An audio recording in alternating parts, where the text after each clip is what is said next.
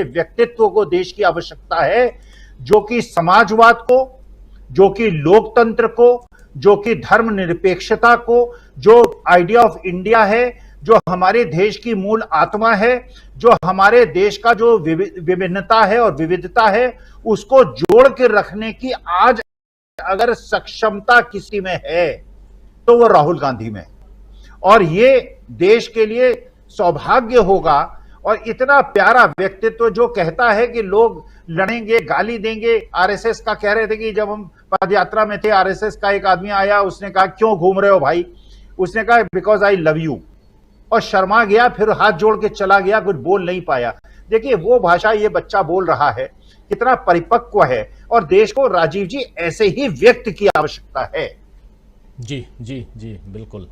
Professor Ravikant जी, किस रूप में आप देखते हैं? इसलिए मैं शुरू में ही कह दिया था, आप दोनों प्रोफेसर हमारे साथ हैं और आप लोगों के विचार यहाँ बहुत इम्पोर्टेंट हैं उस लिहाज से भी। जरा आपका नजरिया। राजीव जी, मैं थोड़ा अतीत में चलूंगा, हालांकि मैं मोदी जी की तरह अतीत जीवी नहीं हूं जी। और मुझे लगता है कि 130 साल पहले स्वामी विवेकानंद ने 1893 में शिकागो के भाषण के बाद जो पूरी दुनिया में लोकप्रियता प्राप्त की थी, राहुल गांधी उस 130 साल पहले के इतिहास को दोहराने जा रहे हैं। मेरे इन शब्दों को आप दोबारा कभी सुनिएगा, आज के 6 महीने के बाद, साल भर के बाद। और जो राहुल गांधी ने संबोधित किया है, इस पर पर्याप्त चर्चा हम लोग कर चुके हैं।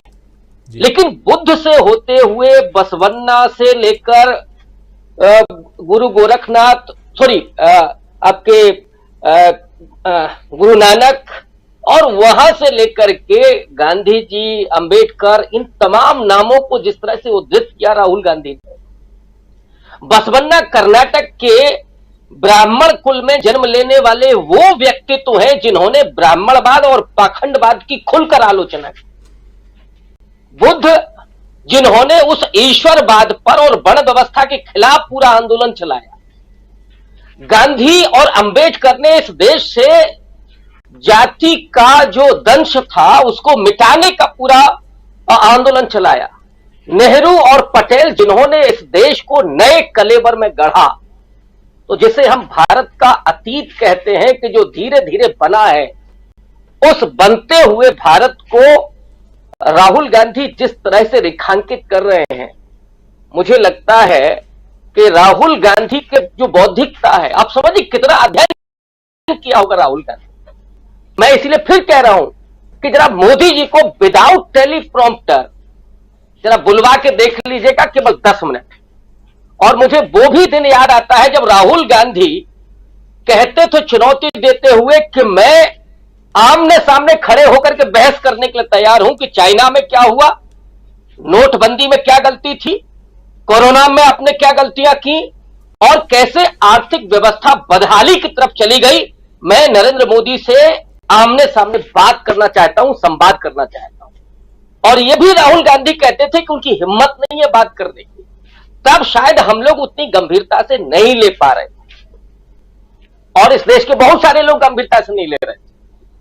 आज समझ में आ रहा होगा कि ये अमेरिका से निकलने वाला दूसरा स्वामी विवेकानंद राजनीति का।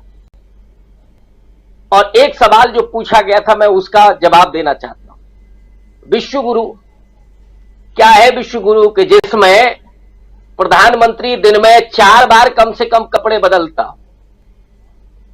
जो सोने के जड़े हुए वस्त्र का सूट पहनता हो, 8,000 करोड़ का तो उनका हवाई जहाज है, 20,000 करोड़ का सेंट्रल विस्टा बनवाया है, 8 करोड़ की एक गाड़ी जिसमें वो चलते हैं और काफिले में 7-8 गाड़ियां होती हैं।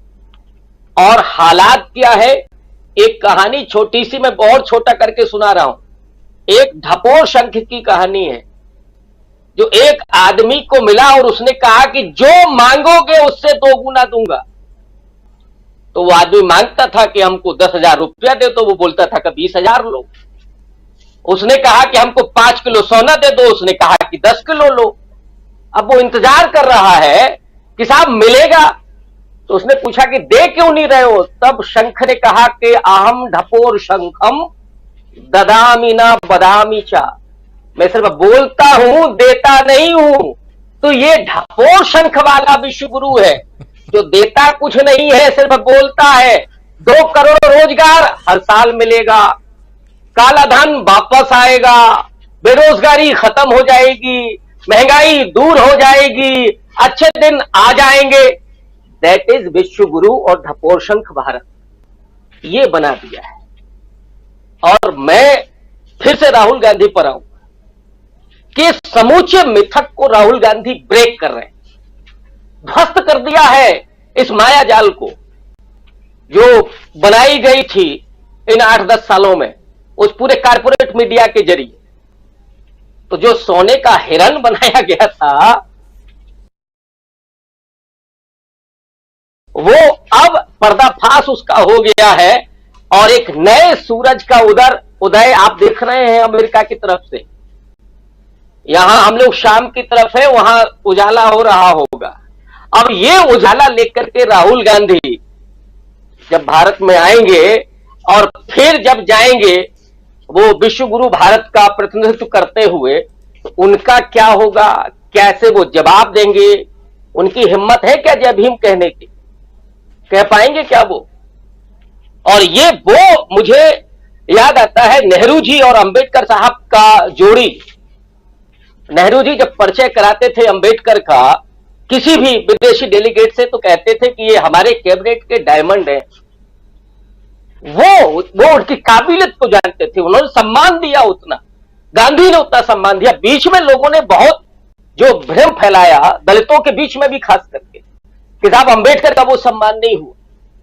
तो राहुल गांधी अगर अमेरिका में जय भीम का नारा लगा रहे हैं और ये कह रहे हैं कि मैं मोहब्बत की दुकान खोलने आया हूं, उसका संदेश लेकर के अमेरिका भी आया हूं, वही संदेश लेकर के विवेकानंद गए थे और उसके बाद पूरी दुनिया में कबूलियत हुई थी। वही राहुल गांधी अब भारत में उस अमेरिका के पूरे प्रसिद्धि को लेकर के जब आएंगे तो फिर कोई पैमाना निकालिएगा जिसमें लोकप्रियता देखी जाएगी। तो मुझे पूरा विश्वास है कि इस देश का आवाम अब बहुत भरोसे के साथ राहुल गांधी की तरफ देख रहा है और आने वाले वक्त का वही राजनीति का विवेकानंद साबित हो। जी जी, डॉक्टर प्रकाश हिंदुस्तानी जी, कितनी चुनौती अब राहुल गांधी पेश करते हुए नजर आ रहे हैं प्रधानमंत्री नरेंद्र मोदी के सामने, और वो भी